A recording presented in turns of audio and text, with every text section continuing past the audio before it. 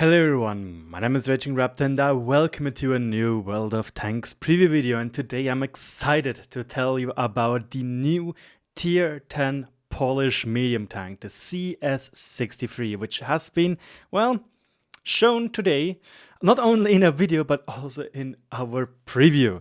So now let's just jump right into this new vehicle, because yeah, the title is not lying. There is actually a new mobility mode in this tank, and I'm excited because it's something, again, new. Wargaming is still trying new things out, and you know, it might actually be a very good thing to think about implementing something in this direction for the EBRs as well. Well, let's have just a quick overview about this tank.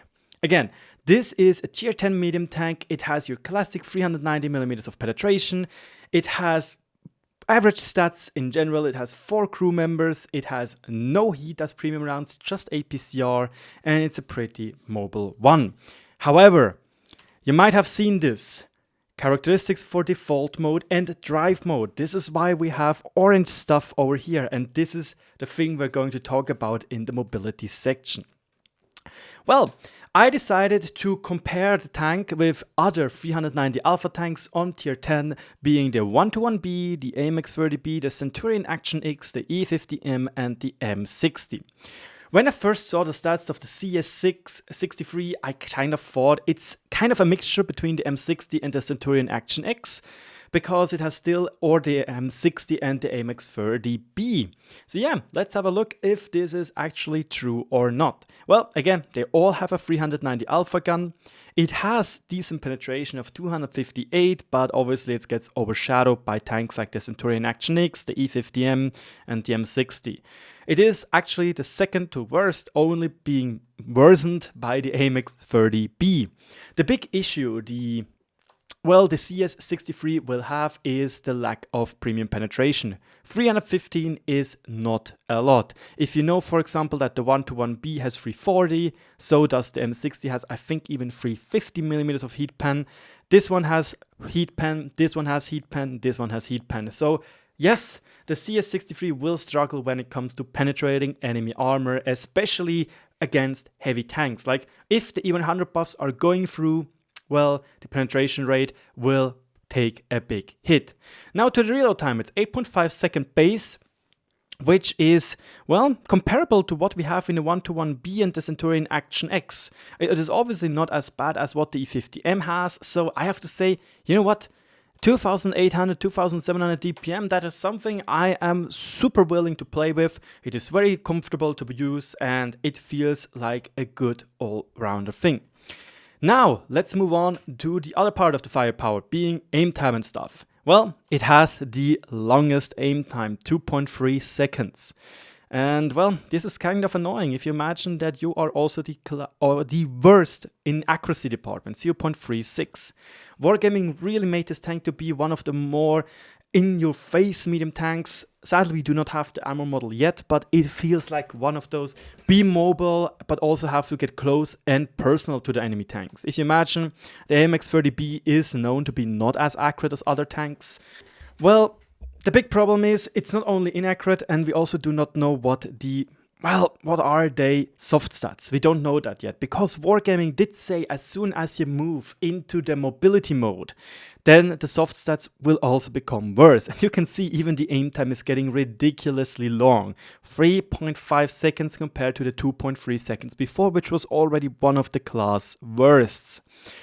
However, the cool thing about this tank is obviously it has 8 degrees of gun depression, which is putting it straight up into the middle of being very comfortable to use. Obviously, Centurion Action X being the top dog here, but still 20 degrees the gun elevation, 8 degrees gun depression. That's something you have to say, hey, I take it. It's very comfortable to use. Now, let's move on to the mobility, and here I have some, well, footage for you from Wargaming's video about the Polish Tech 3. And well, the most important thing about this tank is it has a gas turbine engine, which allows it, or at least in a game mechanics logic, to switch between 2 modes, which we saw before. It has the mobility mode and it has the normal mode. it needs to stay still. It has to stand still to switch between those modes.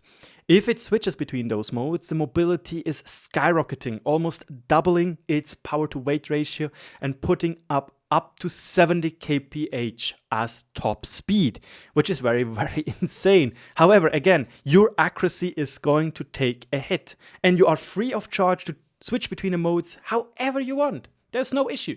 You can switch between them 7, 10, unlimited times, and you are not going to damage your engine. However, again, you will need to wait around 2 seconds and have to stand still. I really do like this approach because it allows you to just be much more mobile, get in a good position, and then switch back to your normal mode. It actually is a very fun and interesting mechanic, if you ask me personally.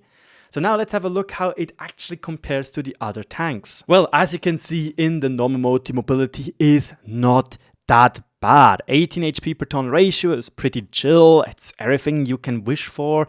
And however, it is on the lower end of the spectrum, which we have right here. It is between the 121B and the Centurion Action X, making it the second to last.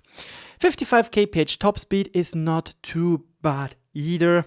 Well, you can see 50, 53, so it is actually the second to worst, or straight in the middle, so that's not biggie. The issue will be the reverse speed. Again, 15 kph, that is not good. Like, that is something you will dearly miss when you are playing this tank.